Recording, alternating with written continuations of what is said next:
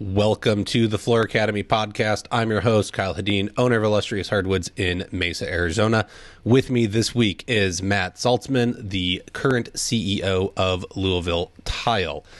He has a varied background from being an entrepreneur himself, starting his own companies, working with Fortune 1000 companies, to running his own business, doing consulting and helping other businesses grow their companies, achieve their goals, and he has been tasked with bringing in Louisville Tile to help them expand their reach and grow their market share. So not only are they trying to grow organically within their current region, they are doing many acquisitions outside of where their usual territory was, and they're looking to expand and grow. We are going to get into it. Like myself, Matt kind of found himself in this world of flooring, tile, and stone, and said, whoa, what is going on here? I don't how are any of you making money? I don't understand it. And so a lot of us make money by accident. And, that's where Floor Academy podcast came in. I said, hold on, I need to get better info. I need to learn how to run a business. Let me start interviewing people, find these things out, look at who's being successful, build these systems and processes, find out how to track the money, be responsible, manage my time. That's what we're doing here every Wednesday. And we want to be able to help you. We're going to have Matt introduce himself in just a minute. We'll get his background, and then we'll jump into it with his, initial thoughts on the industry. And we'll take it from there and see, if Louisville Tile has any plans to kind of help strengthen the industry from the bottom up, what he thinks people can do to run more successful businesses. And before we get started, I want to let you know about this 40-inch tile cutter I got back here. We can kind of see it.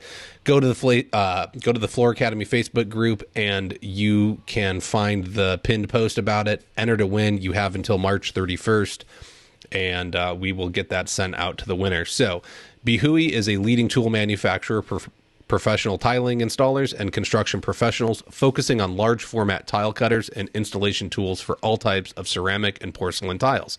With hundreds of products, Bihui continuously focuses on innovation and product improvement based on the needs of the market. Their goal is to provide the highest quality products available and to be the tool manufacturer of choice for professional installers globally. Better Tools is proud to be the exclusive USA distributor of Bihui products. Don't miss your opportunity to win a new 40-inch Sea Lion manual tile cutter with LED light. Find the details in the Floor Academy group during the month of March. The giveaway will take place in April.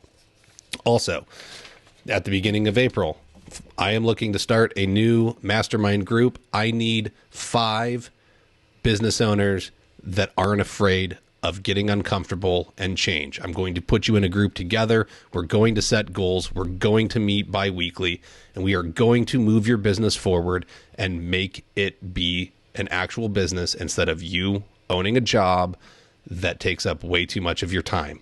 We are going to actually get systems and processes in place and get you set up so you can free up your time, make more money, be more profitable, and we will work together, hold each other accountable, and make that happen. If you want more info on that, flooracademypod.com/mastermind, or just go to Floor Academy Pod. There's a mastermind button. Click on that. There's a little video over there about the group, and then you can schedule a call with me to discuss any further details. All right, that's enough for me. I'm sorry. Matt, who are you? What do you do? Why do you do it, buddy? I'm John Stockton. Who am I? Why am I here? Here I am. All right. Well, I did find my way to the tile and stone business, and contrary to popular belief, I was not stoned when I did that, so it was okay. But my background is interesting. I'm currently the CEO of Louisville Tile, a large regional independent distributor based out of Louisville, Kentucky. And our footprint is basically and primarily the Midwest United States, central Midwest.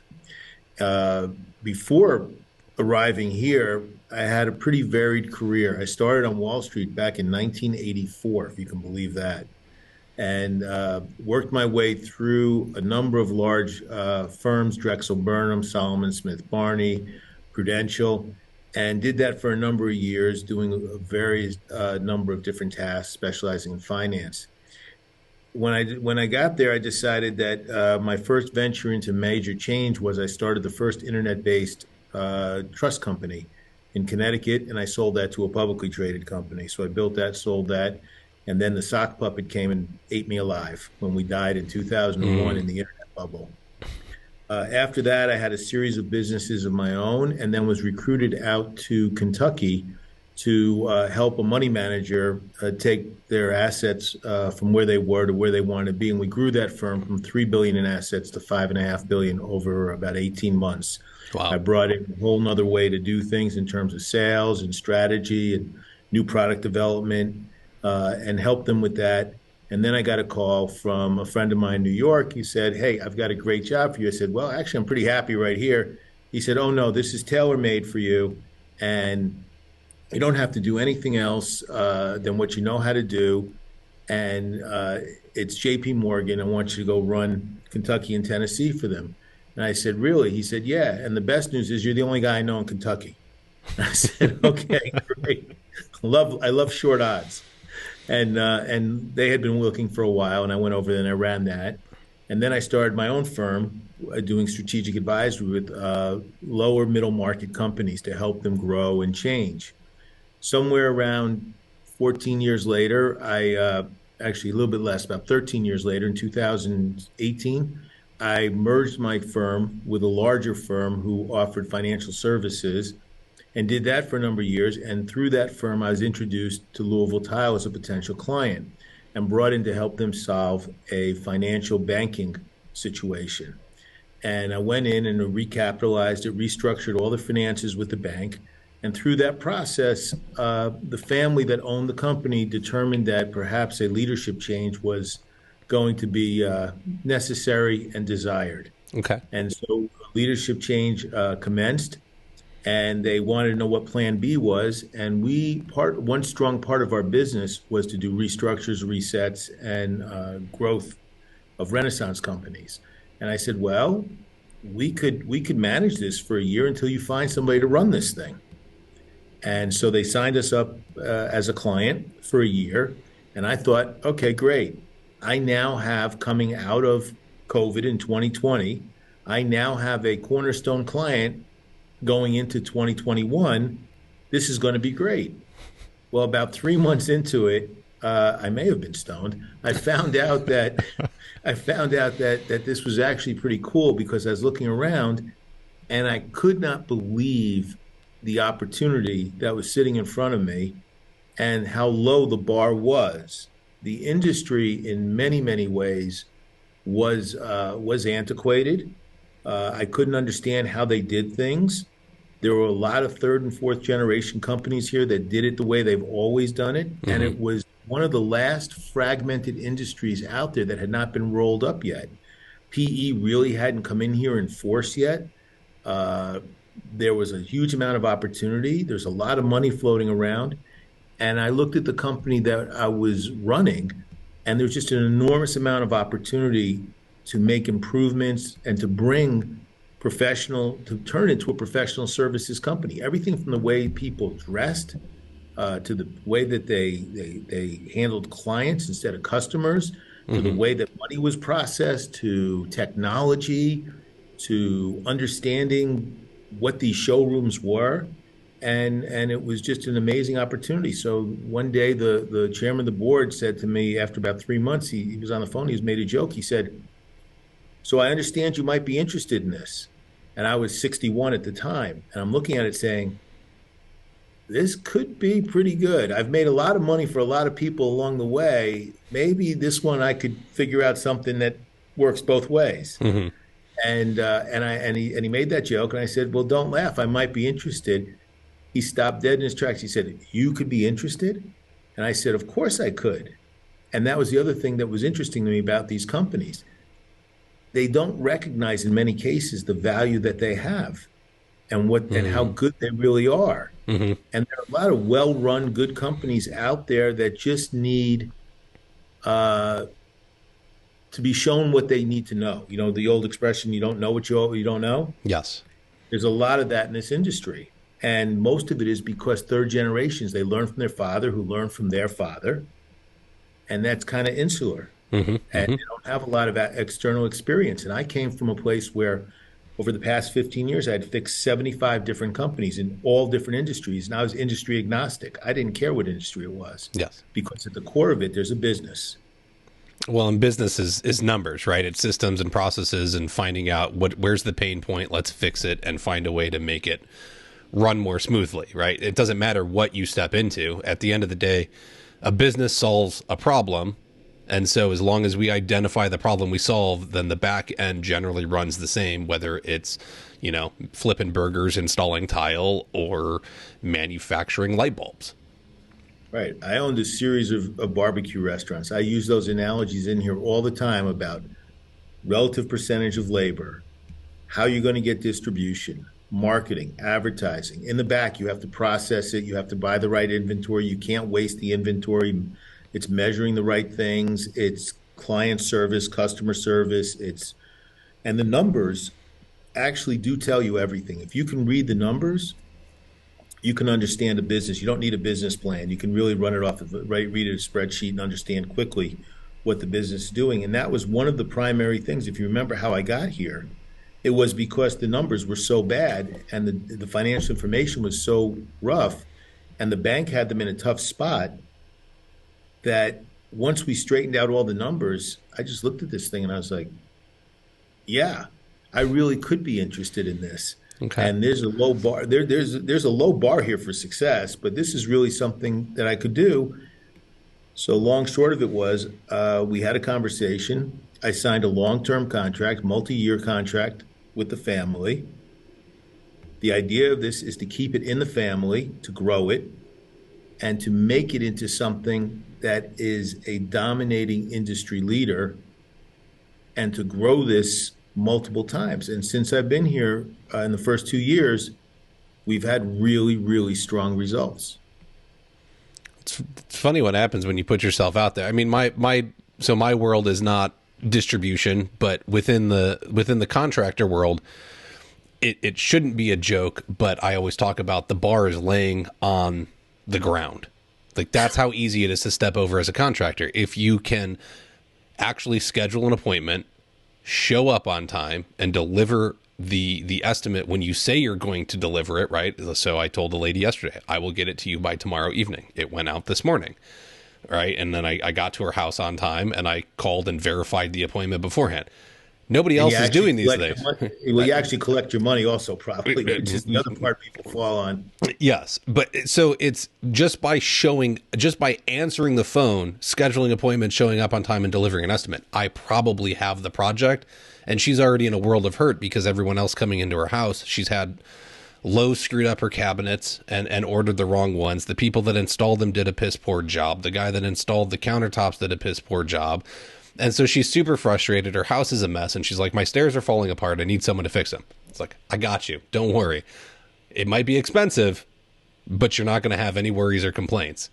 And she'll probably pay it because I'm doing what nobody else is doing. So when you found yourself coming into Louisville Tile and they were struggling financially and you had to kind of restructure some things, what are the other key problems you identified that you're like, when you're talking about the bar for them being really low to get over it and become a dominating distributing stores, what are the things you're looking at changing to make that happen? Well, you just I don't even know where to begin. The list is long. This is a true story. Remember, I told you we were still doing this as an advisory client, Mm-hmm.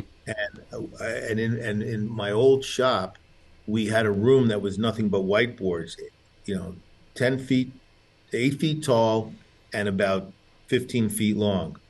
We built a Gantt chart of activities, 440 specific items on that list.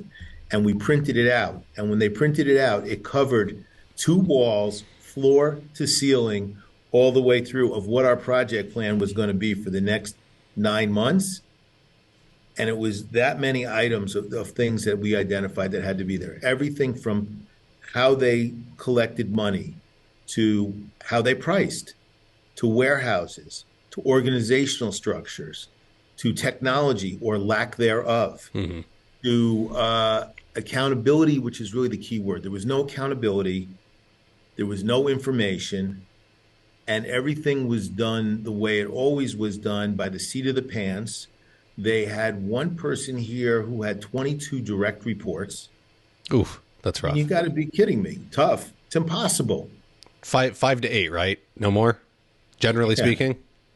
We cut it down to about 5 to 6 at the senior level as the top end. They had no division of labor. We restructured we spent 2 days in a retreat restructuring the entire company and putting people in slots. Their sales team was just ridiculous. I mean, they had bought Salesforce and they used it like a Rolodex when they used it and nothing else. It's the most expensive Rolodex in the world. For those that don't remember what a Rolodex is, basically index cards on a wheel. Yes. And so, they used it that way. They didn't have proactive campaigns in terms of activity. They thought marketing was taking out an ad or spending money on junkets, drinks and tickets. I mean, it was really, and I'm sure that people in the audience are probably cringing because they're saying to themselves, and what's wrong with that? It's how we do it. Well, it's wrong. It doesn't work. It's way wrong. They had no attention to margins. They didn't understand the concept of gross margin versus revenue. They thought everything was on revenue, and they forgot the rule. It's not what you make; it's what you keep. It took 9 months to close a month of financials, and so it just went on and on and on. So over the year, we transitioned a number of these things and to today, we close books in 15 days. We have huge investments in technology. Our profits are up 280% in the first 2 years. Our revenues are up 20%. Our headcount is up 45%. And we still have those results. And we've turned over, out of 170 I started with, 90 have left the building, and we've hired 150. And we have the best talent in the industry. Wow. Because I paid for talent. Payroll's up $2 million, and we still make all that money.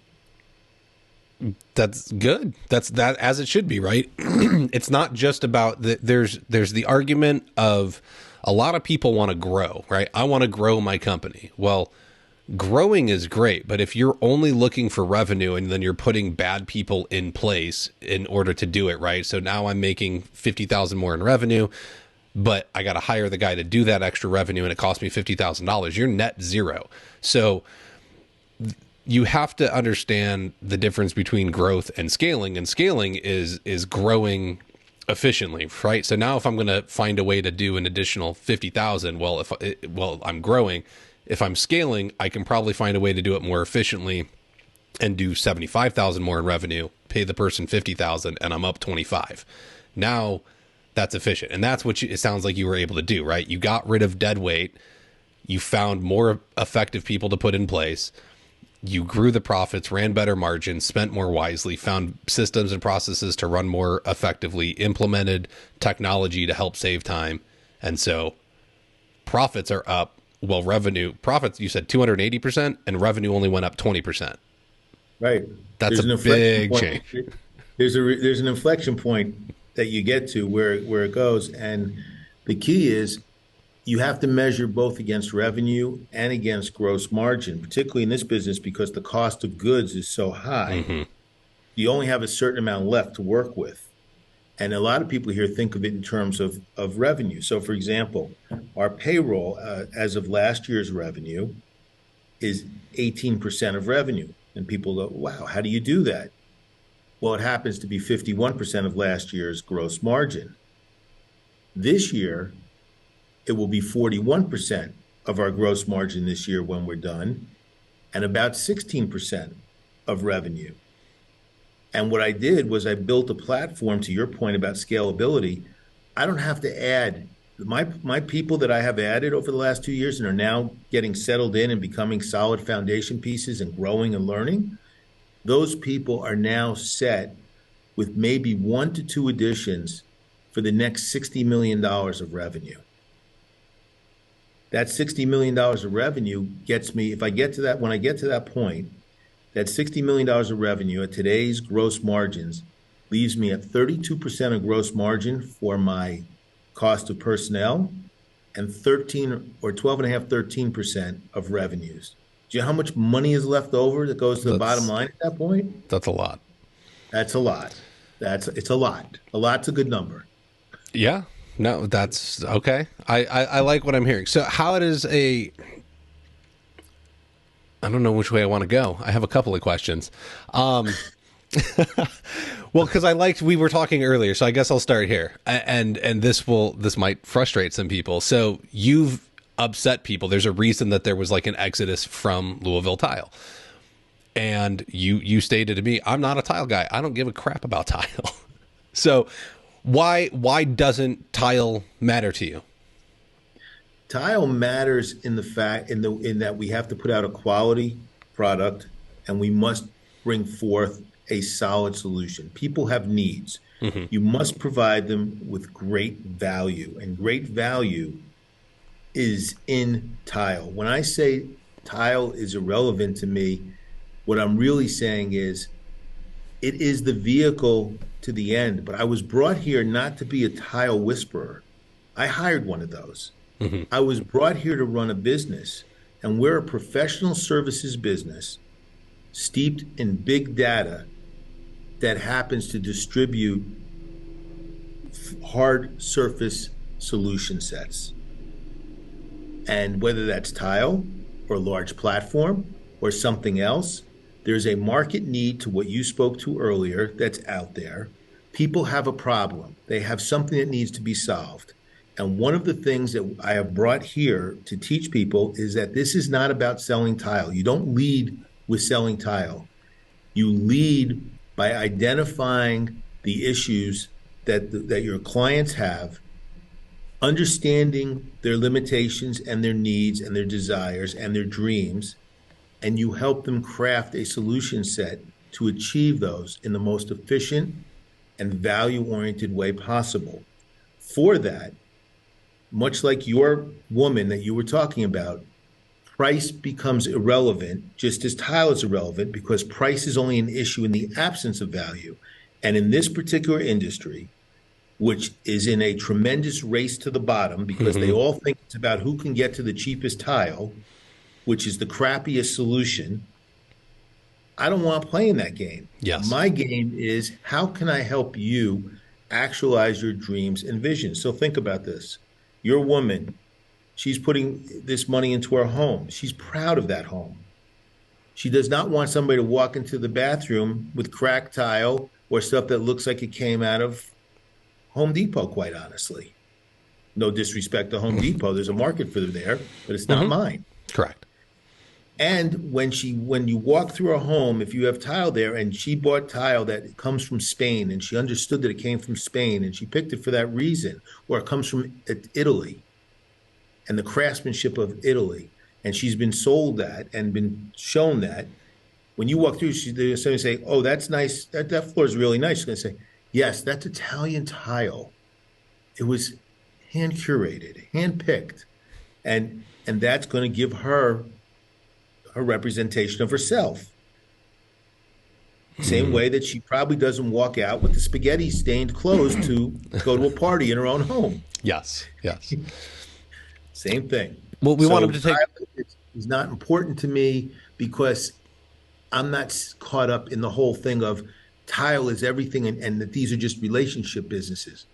Well, of course they're relationships, but you only have relationships if you have honest relationships. And you can only have honest relationships if you provide a reciprocal service level, whether it's personal or business-wise. Man, I don't know if you all listening understand what you're getting here. Okay, this is like a master class right now. And so go rewind, go back, listen to like the last 5 minutes. I'm not even lying. That is so good and insightful. Thank you. I absolutely I'm astounded at what I'm hearing. So you're talking about, look, this is going to offend the contractors, and I insult my audience all the time, guys and gals. It's because we need to change our mindsets. You're talking about, and I've talked about this. It doesn't matter how proud of what you do you are. Okay. Look, I understand it. We're artisans as contractors. Okay. Be proud of that. Okay. But at the end of the day, you're not going to be able to sell the art if you don't know how to sell the problem you're solving. Why you're struggling and don't understand why, person A from whatever Facebook group you want to pick can sell a shower or a floor for $7,000 and you're stuck doing it for $2,500. It's because you're not understanding how to sell the value behind it. And that's exactly what Matt is talking about, is being able to go in and say, here's all of the problems I alleviate for you. Anybody that comes into that house is going to say, I can get your floor installed. Nobody's presenting the problems they alleviate. What concerns are you making go away for them? Is it keeping their house clean? Is it finding a way to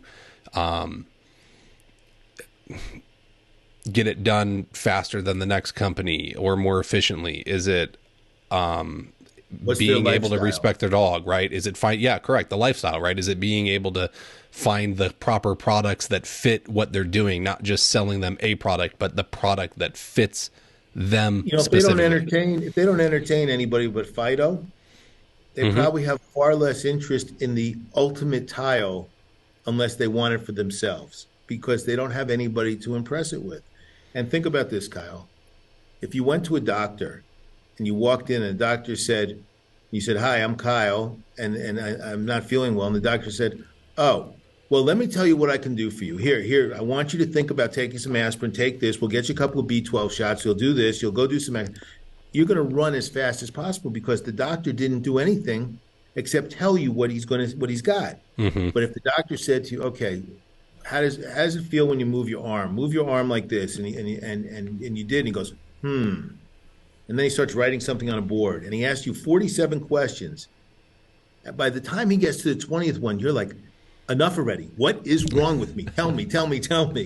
And at the end, whatever he tells you to do, you're going to run to go do in 5 minutes because you believe that he listened to you, he understood you, he was interested in you, and he wanted to understand how all the pieces and parts fit together to give you the right solution that was best for you, not for him. And we have to be the same way in providing solutions, whether it's tile or the contractors who are critically important in my world. My contractor can screw up my great value in about 3 seconds by laying the tile improperly. Mm-hmm. So we spend a lot of time actually providing training classes and other aspects of that so that the installers can actually lay the tile properly. And we don't get arguments of your tile stunk. No, my tile didn't stink. The $2 an hour guy that you hired to go lay it because you tried to save money, he stunk. My tile's fine. Yes, and that's another thing that always comes up, right? Oh, the manufacturers never take responsibility. Their products are garbage, and they fail. And the manufacturers of these products are running at way larger margins and numbers than you do. They hire better lawyers. They've got solid systems in place, or they should, in order to protect their investment. They're not putting out bad products, right? It's just not happening. It's generally an installation problem, whether you want to admit it or not. If you've ever been through a claim and it came back on you, very few times is it actually the manufacturer, okay? And so it's generally an installation error. You need to get educated on how to do it right. And part of that, there's two sides to it. You need to know how to do the art side correctly. And if you're going to be your own boss and you want to run a business, then you need this other side that Matt's talking about as well. You have to be able to do both. All right. And I just want to give you two pieces on it if I can. Mm-hmm. One, you always have to take ownership of the problem. The customer's always right is an okay adage, but it's not the best one, because otherwise you'll have the tail, which is the customer or the client, wagging the dog, and you can't build a business process for every single customer. That's not scalable, and it'll kill you. The other side of it is that if you have the right partner in the person that's selling to you, the right distribution company, the right contractor who's handling all the aspects of it, the right quarterback, if you have the right partner, you won't have to worry about certain things. So, for example, you asked me some of the changes we've put in here. Hmm. Well, here's one that'll blow your mind. I now have every manufacturing partner has to fill out an RFP with us every year. So they have to fill out a questionnaire every year that tells us their financial strength, their supply chain, their consistency, their service standards, where the stuff is made.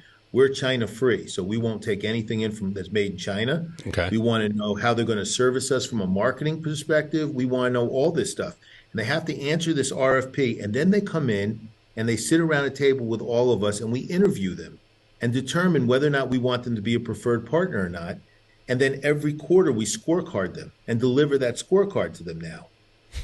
You want to talk about a group that actually melted down at a table.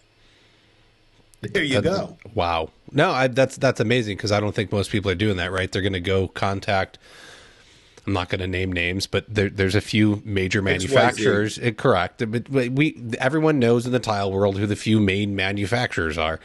We call them the usual suspects. Yes, you're flipping the script on them, and instead of you begging to be able to distribute them, you're saying, I don't know, why don't you show me why you're worth distributing? And I love it. Why? Well, how about this one? How about this one? You're going to love this one. If you think that's funny, you're going to fall on the floor in this one. At the table, they've started asking these questions the first time. They're all used to it now.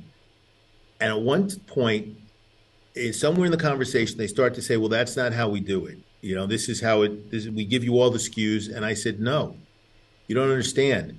We buy X millions of dollars worth of product every year. We are the client. We are the customer.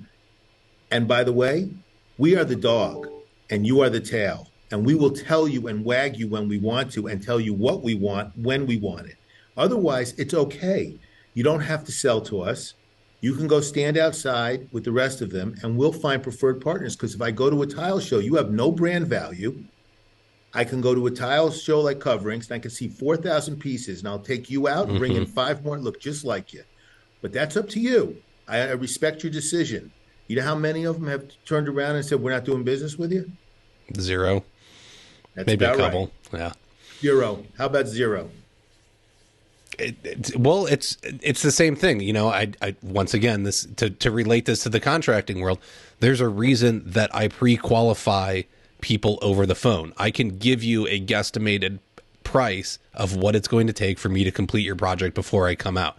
I'm going to tell you that I want a $100 consultation fee because I want you to be invested in me and understand and respect my time. I'm going to come out to your house and I'm going to tell you how I will do your project, right? You don't get to dictate the terms to me. I dictate the terms. I'm the professional. And so you've taken that same thing and you're doing it to the major manufacturer saying, look, I want to be successful with your product, but I'm going to tell you how I can best be successful. I need to know this information so I can better sell your products. I know how to sell it. You just make it. And it's a two-sided deal, Kyle. I tell them that this is how I'm going to do my business because this is my business. And I can go in and out of your product because you have no brand. But in order for me to be able to do that, I also have to be able to let them know I'm going to deliver to you X number of dollars of revenue, and I have to deliver that.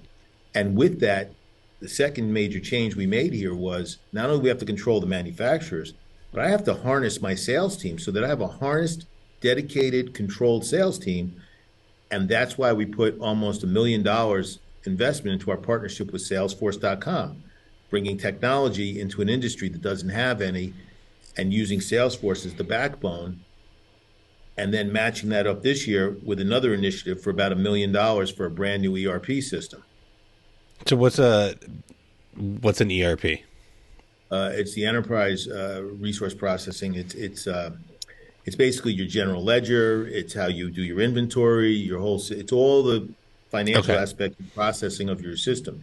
Every major company has that, and a bad one is twice as expensive as a very expensive one. Okay, and then is Salesforce the CRM thing? It's a CRM. We have customized it, so we now can do sample ordering through it. We have all our pipelines through it. We do our control of our reps through it, their sales reports, everything else.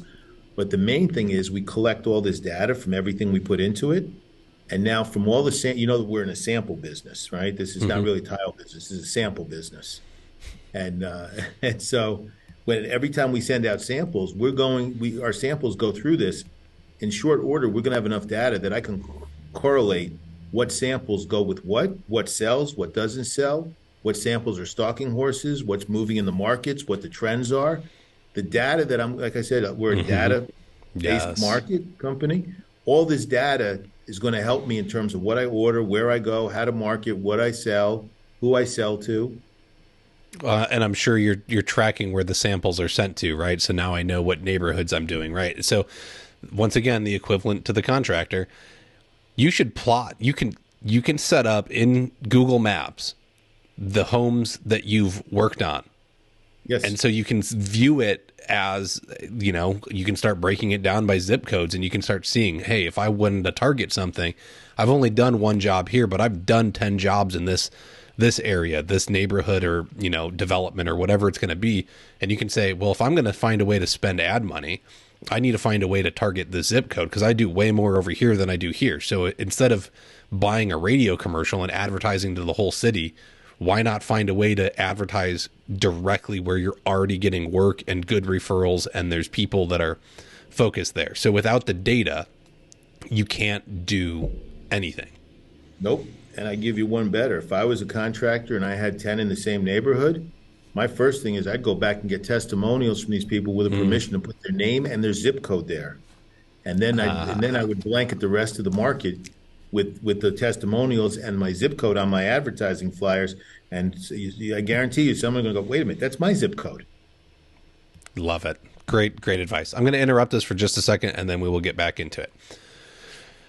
Not all foam boards have the high performance that GoBoard does. Johns Manville has been producing rigid foam boards for decades for commercial roofs. What does this mean for flooring and shower applications if they aren't exposed to the same harsh elements that a roof is? If it's good enough for a commercial roof, then it's even better for your flooring, countertop, or shower project, especially at a reasonable price. Visit www.jm.com/GoBoard for more information. If you're looking, I'm sorry, Kyle, you still going? I got one more to go. I'm sorry. Okay. If you're looking for a powerful and convenient solution to streamline your flooring estimates, look no further than our cloud-based virtual estimating software. With this innovative tool, you'll be able to create detailed and accurate estimates in real time, right from the job site or your office. Collaborate with your team, manage projects, and access all the information you need to make informed decisions, all in one place. Whether you're a seasoned professional or just starting out, this software will help you get ahead in the flooring industry. Try it today and see the difference Virtual Estimates Now can make. Check out the link in the show notes to demo the program, or visit estimates.flooracademypod.com. Okay. We're back. Go ahead. Sorry to interrupt you. I was just going to say that, the squirrels were very grateful you did that. They now have 20 more minutes of life in them. They don't have to keep pedaling to keep the lights on. Hey, I got to pay the bills around here somehow. Absolutely. I get it. I totally get it. So, all right. Tell me where we are. I want to talk, you mentioned earlier, right? Obviously, you said Louisville Tile is investing in contractors. You're doing, well, it sounds like you're doing the standard training of, hey, I'm going to get in some product partners. We're going to teach methods and systems, right? Maybe you're working with Schluter, and we'll give them a free plug. Schluter and Tech and Latticrete and Mape and all those guys. And these guys come in for classes. We teach them we help the installers. I'm actually, though, and this is interesting, I'd be curious to get your opinion. I'm actually thinking about creating a certification program here at Louisville Tile to not only help our installation partners, but perhaps maybe to help bring more people into the industry, because my understanding is, this is a young person's game, and that there's a scarcity of this. And I'm thinking, what if we could create almost a good housekeeping seal of approval for this and provide training for them and help them get it done the right way? And that way we know that we have a consistent supply of people that can actually do the product the right way. You're talking, man, that's exactly what we need in this industry. And so It's funny. So I'm doing an interview tomorrow, which will be the episode that comes out after your episode, with a gentleman who helps run the Kentucky Floor Covering Education Committee. Okay. And so they have formed their own program to train people and get them in the industry. They didn't wait for, there's the FCEF, which I'm sure you've heard of by now. They've had to have hit you up at least once and introduced themselves. So they're the Floor Covering Education Foundation. They are under the World Floor Covering Association, and they've kind of worked with Certified Flooring Installers, Ceramic Tile Education Foundation, and the National Wood Flooring Association to put together like a 10-week program that goes into schools. They're not going to solve the problem. It's not that they're not a good solution to the problem, but them alone will not solve the problem. Kentucky Floor Covering Education Committee will not solve the problem on their own. It's going to take a bunch of us all coming together, finding a way to bring in new talent, educate them properly, and not just teach them the skills to be able to lick, stick, or pound something into place, depending on what industry you're in, or stretch it in place, whatever you want to do. We have to give them the skills to manage their money effectively. How do they actually handle the business, right? And so if we can start having groups like you participate and get local contractors involved and find a way to, free up their time more easily so they can participate in growing it, then we can help grow the trades. But right now I don't have time for that. I can't afford to do that, right? So I need industry partners to make that happen. It's hard for me to go and walk away from my business, not make money for that day, and go teach at a high school if I could find that option. Or there's the excuse of, I don't know how many people I see that still want to pay $12 to $15 an hour for labor in this industry. The McDonald's across the street here, I can go and start at 15 to 17. The Chick-fil-A starts probably around 17, and there was a Culver's that I saw that was like starting 18 to 20. Yeah, that, and they all think that they're going to be Instagram stars, with their own fan base at $10 a month. Correct. And what, I can't blame them. Okay. Look, so I just gave a talk at Surfaces about it, and they're not lazy. They're not. They just have a lot of different options that we didn't have. And so when you see somebody like Mr. Beast able to make, have his YouTube channels valued at $100 million, yeah, I want that, because that's an option for me. Why do I want to go install tile and slave away, let alone for $12 an hour? Okay, I can go to the fast food restaurant, not put in as much effort. So do I think it's a great idea? I think it's a wonderful idea. How do you implement it? I'd be happy to talk with you off air about it, but I think that they just figure it out. But there's ways to do it, and there are Correct. things you can do. But what we need to recognize is I can sell all the tile in the world. Mm-hmm. I don't have somebody to install it. It's just like being an auto dealer, and I don't have any gas stations, and I haven't gotten to electric yet. Or I sell all the Teslas in the world, and Joe Biden hasn't put his $5 zillion of my money into charging stations across the country. Mm-hmm. You got a problem. Well, you nailed it. That's why I've talked about it. If we don't find a way to train qualified installers that can do good quality work to industry guidelines and standards, the companies will continue to manufacture products that don't need them. Everyone wants to sit there and complain, okay, I can't get a bunch of money for my shower, but this one day shower company can get 10 grand. Yeah, because they get it done in one day and it works. Your $5,000 shower fails because it was installed improperly. Why would I give you the 5 grand? It's not worth it, right? So you have to be able to go do it correctly and command the rate that you want. And if you can't, then they're going to make click flooring. And that's why LVP is blowing up. Now, granted, we don't have people that are qualified to install click flooring, and a bunch of them fail because they don't understand how to do it. But there's a great money to be made when you can do it right. And it's a lot easier on the body than some of these other trades. Why does it exist? Because people can't do the skilled trade properly. So if we don't invest in training the people, you're right. The manufacturers are going to make products that don't require skilled labor, and homeowners can do themselves, or any monkey can walk in and start doing it. Yeah, take a look at our little friends at Lowe's and Home Depots. A great portion of their business is built on DIY. Hmm. You can't do DIY on ceramic tile or even a good piece of LVP. There is a skill involved in it. There's a technique involved in it. It's kind of like I always laugh when somebody says, "Well, I'm putting up a ceiling today." A hanging ceiling? Yeah, a hanging ceiling. How hard can it be? I'm like, call me when you get frustrated. Bring in the professional, and I don't want any part of it. Yes. That's what they make checkbooks for. You write it. Correct. But you get it because you were able to step into a company that wasn't doing well. You straightened them out. And so just like they realized they had a need. In process. Not there yet. Okay. Process. Well, working on it. But you're working on straightening them out. These manufacturers are not going to go out of business because they stop selling product because they can't move a product that no one can install. They will adapt. They will find a way to do it and continue to make money. They don't. Well, I'll tell you how they're going to do it. You know how they're going to do it? And they're already starting to look at it? They're going to do it by driving the independent retailer and the independent distributor to the lowest common animal.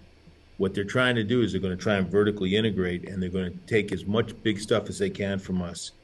And they're our biggest competitor more than anybody else. And people need to wake up and recognize that real quick. Interesting. I've kind of, look, I love independent retailers. I love my distribution partners. It's hard out there to be a mom and pop. I run a 255 square foot boutique showroom because I wanted to cut out the middlemen. I didn't want to be a subcontractor, and I like to control what I touch. So I went and got the brick and mortar I needed to play the game and brought in my product. And so now I'm able to participate in that world. But I've been getting calls lately, and people are like, "Hey, I need material." I was like, "Okay, do you need installation or do you just want material?" "Just material." "Well, what kind of pricing have you gotten so far?" And they're like, "Oh, I don't want to tell you." I'm like, "Look, this is where I would normally be at. Like if you wanted installation and this is like full retail, this is where I would be on a cash and carry deal, but I'm sure you have better offers. Where are you at?" And I'm losing deals because even if I add $1 a square foot to something just to make the sale, there are companies currently coming in at 50 cents a square foot. And I can't comprehend it. You got to buy big, Kyle. And by the way, 255 square feet is great. I'm in the middle of building a 5,000 square foot showroom. Correct. So, and I buy tens of millions of dollars worth of material every year. Yes. And the definition of mom and pop, let's be realistic. In 1925, mom and pop was one thing. In 1970, it was another. Mm-hmm. In 1999, it was another. In 2010, it was another. Today, it's entirely different. You are mom and pop at 35 million or less. If you're not doing $35 million in revenue as a distributor, you are mom and pop. Mm-hmm. You don't have the ability to invest or to buy or to build systems or to get the efficiencies.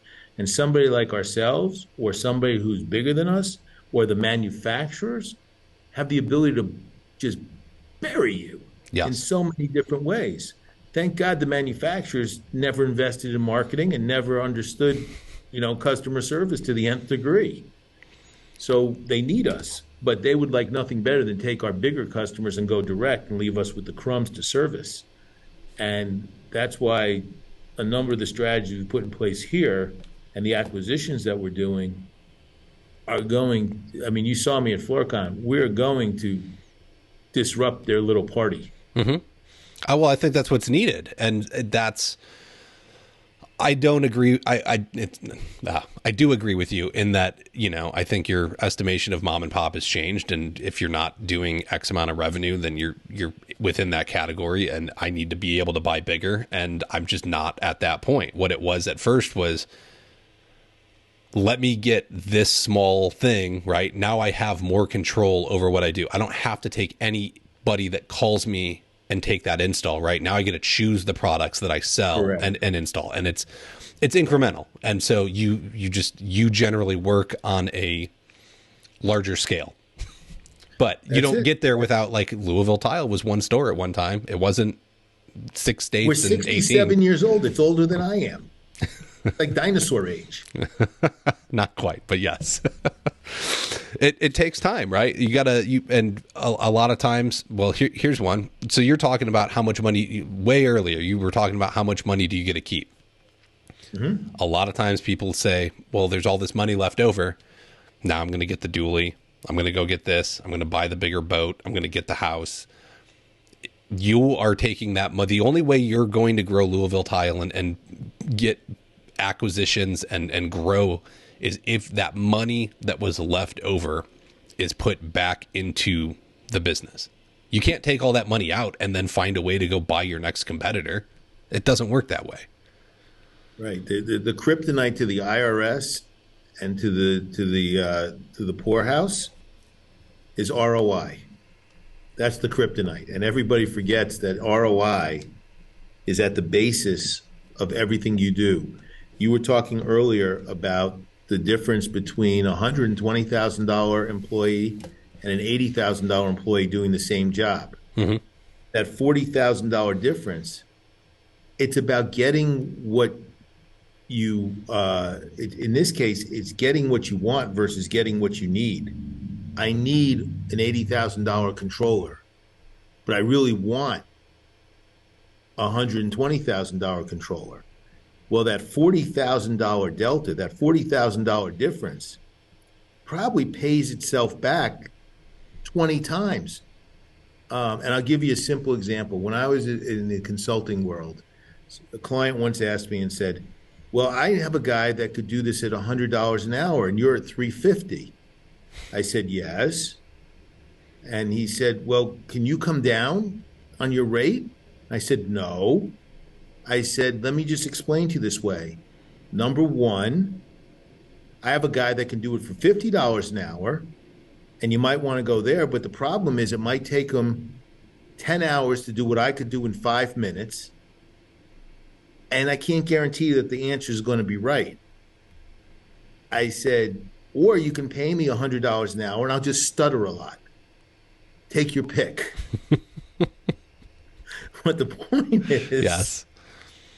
Point is, the value is in the resource. And again, price is only an issue in the absence of value. A $120,000 employee with the skill set and the experience can be greatly advantageous to you versus buying just because you fill a need. We had a purchasing agent lead. We got a great job offer. And I said, I need somebody with more experience for what I'm going to do. I bought 7 years of experience for an extra $60,000 and have gotten over $500,000 of value in the first year alone from that incremental trade. I'm like, this is the greatest trade I've ever made in my life. No, it's great advice. And it goes back to when we were just talking about people coming into the industry. You want someone to stick around. $20-25 an hour isn't a lot of money when you're running a proper, profitable construction company to get somebody in the door, get them up to speed, get them trained, and do it. Let alone to be able to pay. There's so many installers that I know that are, lead guys making $25 an hour, and they get a truck if they're lucky.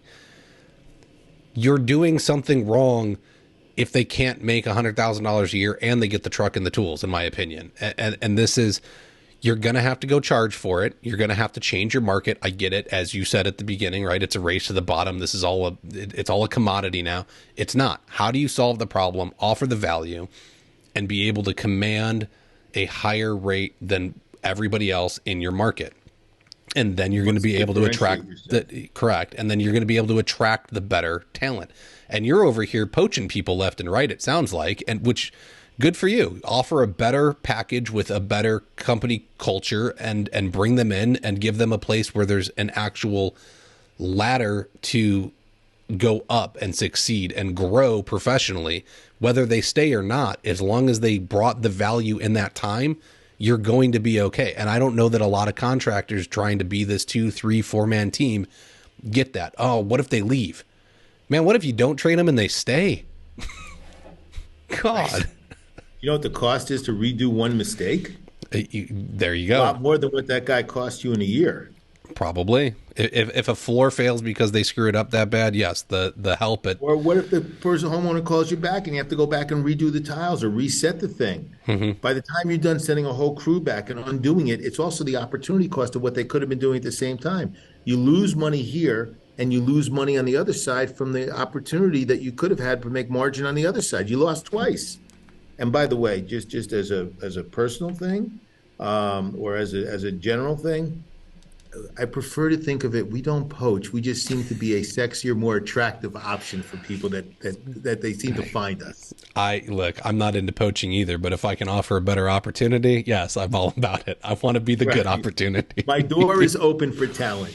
Hey, there you go. And there's nothing wrong with that. And apparently you've been able to build a healthier culture that was there. You're finding people that like your approach to what you're doing with the business and where you want to take it. You're probably communicating the dream. I guess I should ask, is a lot of what I'm hearing is being a pirate. That's our culture. There you go. Hey. That's our culture right there. I love it. He's holding a pirate flag, folks, for those of you that are not watching on YouTube. That's the culture I brought in here and established because they had no swagger. I was like, this is a pirate culture now. And we give away those pirate flags to people that do something exceptional. We nominate them. Everybody knows it. These guys have Pirate Fridays on their own, and they carry with them like a swagger. That's awesome. See, this is good, healthy stuff. This is the kind of things you need to be implementing into a business that you want to be healthy and grow. And it's you fun, need to have some by fun. the way, Yes, it's there fun. you go. But that's important. I want to have fun because now they go tell their friends. And dude, everyone wants to work with their friends because it's fun. So, hey, do you know we get pirate flags and we get to go and have Pirate Day? And yes, those are the stories you want being told to the public, right? Now we're the fun, exciting company, not the, I work at Louisville Tile and I sell tile. Wow, Right. whoop-de-doo. I mean, you see how I'm dressed. There's no executive here. You walk in a corporate, this is what it looks like. If you didn't know you were in a tile distribution company, you would think you were either in a tech, a VC, a professional services firm. You'd be able to tell. Very nice. A lot of what I'm hearing sounds like it's based on EOS. So is Louisville Tile running EOS, or do you know what that is? I know exactly what it is. Okay. We are not in a formal EOS, but what we are is I had my own practice of turnarounds, workouts, and I told you about 75 of these over the years. Somebody gave me the EOS book about 2 years ago, and I started reading it. You know, I fell asleep the first 20 pages a few times. It was hard. But yes, it is a hard read. It is a hard entry point. But once you got into it, I started skimming through it and reading it. I recognized very many of the things that I do on a regular basis embedded in there. So it has a lot of the elements of EOS, but it's very much it's a culture that I brought here that's focused on one critical question. It's one word. And the question is why. Everybody here that's in any kind of management position is trained that the most important question that you can ask is why. And so anything that we're going to do, they ask why. Why are we doing that? Why is that the best? Why? What is behind it? And nobody here operates out of rote mechanics. I want cognitive, problem-solving, solution-oriented leaders that now teach underneath. So, for example, every month we have a mentoring with Matt session where Matt mentors the entire leadership team on things that have nothing to do here. So one time I brought in the allegory of the cave. Another time I brought in somebody who had a podcast on the question of why. I've exposed them to all kinds of different readings and different things that have nothing to do here. And for an hour and a half, we have a conversation that it trails in and out of the business, but it gets very personal. The team bonds together. They share things internally from themselves. They identify their own weaknesses, and they take that back out. And they get a 1.5 hour recess every month to be able to mentally just have these conversations. And every month I come up with a topic, I lead them on it. And I always close by saying, was it worthwhile? Do you want me to keep doing this? And emphatically, they're like, yes, yes, yes. Best thing they've ever seen. Well, it's so different, right? Because once again, it comes back to why you were brought in the first place is the flooring industry is pretty darn antiquated. It's, oh, well, that's the way we've always done it. That we don't need technology. We'll just continue to operate on spreadsheets and paper write-ups, and I found an abacus in a drawer the other day. Wouldn't surprise me. Wouldn't surprise me. But it's, well, that's just how we do it. There's a good old boys club, and if you're not part of that, then you can't necessarily get into being a dealer in your town, because the reps and the other stores don't want the big guy to open anybody else up. And look, that's not going to work anymore. That's not going to cut it. If we continue to do it, this is what's stifling the industry and leading to unqualified people, because we weren't interested in how are we different? How do we grow? How do we move this thing forward? And so this question that you're having people ask of why is very, very important. Why do we do it this way? Well, I don't like that explanation. There's a better way. How about if we looked at it like this, right? Now you're getting to the bottom and figuring out what actually needs to be done and why it's ineffective or effective, and then looking at how do we change it or improve it, or maybe it doesn't need to be touched, right? This is actually working. Forget it. So I don't know that that's happening enough, right? The contractor's like, well, the phone rings, so I'm getting calls. That why do I change it? Now what I'm seeing is, oh, well, we're headed into this recession. We're in a recession, whatever it is. I got I'm assuming it's mostly the bottom feeders are all, man, I need work. It's slow. Who's got something? Well, I don't want to give you work because there's not as much going around for me. So there's no overflow to give you, but I wouldn't trust you to do it to begin with. But what did you just do the past 5 years when the economy was really, really good to build a brand? Your phone only rang because you expected it to ring because things were good, but you didn't build anything to last through the recession. They didn't have a business. That's it. And by the way, what you're talking about to a large degree is that hamster wheel of everybody gets so enmeshed in working in the business, they forget about working on the business. And when they need to be working on the businesses, they need to take a step back and understand the business is a living being. It's no different than your children. It's a living entity. It needs to be nurtured. It needs to be fed. It needs to be rested. It needs to be nurtured. It needs to be expanded. And it needs, most of all, to be treated with respect. I mean, I have a former client that I keep in touch with along the way through third parties to see how they're doing. And this guy is so disrespectful of his own business that all the work I did to fix him is already eroding. And it's just because he doesn't respect the business, he begins to expect from the business instead of respect the business. And that's a problem. And then you wake up one day and you wonder, how come the phone's not ringing? How come my bills are high and my AP is out of whack? I have no AR. And now it's payroll coming this week, and Wednesday night you're actually sweating because the taxes are due on Thursday that they pull out, and Friday they take the payroll, and you can't even make it through the tax payment, which is the smallest one. And you're wondering, well, who am I going to shift money to? Who am I not going to pay? How many checks are going in the drawer? They're not going in the mailbox this week. And that is totally a horrible way to live through a business. It is. I've talked about it. I try and say, a lot of people think that they're above their business, right? And so you own the business, so it's my thing. Well, you may own it, but it's its own entity. Yes. See, yeah, I know you get it. And so, like, yes, you work for the business comes first, you work for it, you're responsible to it. And if you ignore your business like you're talking about, you are working against yourself to your own detriment. When you don't put the business first, and I'm not saying it has to come first in all situations, I get it. And I talk about work-life balance and having a family and being able to do it. But when you're not working on your business and you're not able to give it the attention it needs to grow, it's going to fall apart. And that's when you own the job and you start working 14-hour days, 6-7 days a week, and everything else falls apart because you don't know what's going on. You don't have any idea. And that's essentially, that's this conversation is if you don't know the numbers and you don't know what's going on, you're completely lost. You have no idea what direction you're headed in. It's like trying to build a car without an instruction manual. You just can't do it. And by the way, business is like your teeth. You just ignore it long enough, don't worry, it'll go away. Yeah, well, and it'll be very painful as it happens. Yeah. At first you go through a lot of pain, then they go away. Yes.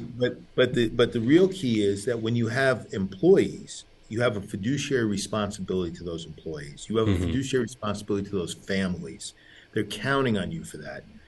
And when you start to suffer in the business and you're working 14-hour days and you're starting to take work for yourself because you have to make money, because you wind up eventually just working like a dog to support everybody else and make them get paid, and you get nothing, it's not long before you wake up and go, whoa, wait a minute, this is not exactly what I thought it was going to be.